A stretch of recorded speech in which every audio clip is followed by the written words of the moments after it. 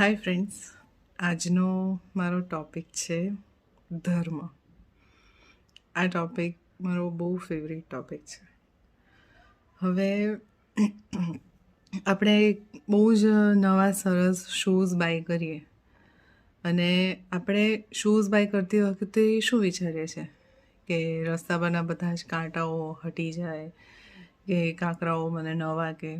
આપણે શૂઝ કેમ ખરીદીએ છીએ કે રસ્તો કે જ્યાં પણ હું જઉં એ જગ્યા ભલે ગમે તે હોય પણ મારા શૂઝ મને કમ્ફર્ટ આપે.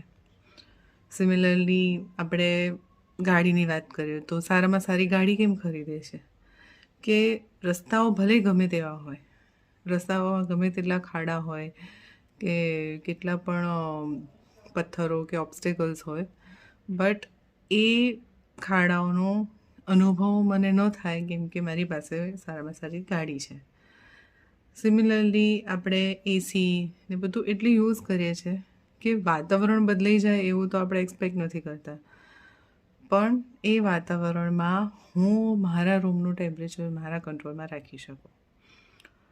તો આ જ રીતે ધર્મ કેવી રીતે રોલ પ્લે કરે છે એ સમજીએ તો જે પણ વ્યક્તિ ધર્મ કરે છે એના જીવનમાં કોઈ મુસીબત નહીં આવે, કોઈ તકલીફ નહીં આવે, કોઈ રોગ નહીં આવે, કોઈ દુઃખ નહીં આવે, કોઈ દગો નહીં કરે એવું જરૂરી નથી.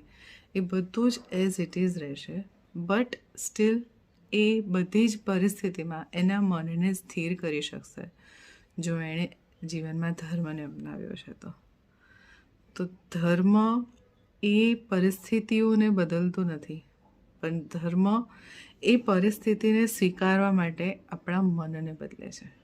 તો એટલે જીવનમાં ધર્મ બહુ જરૂરી છે. Thank you. Bye bye.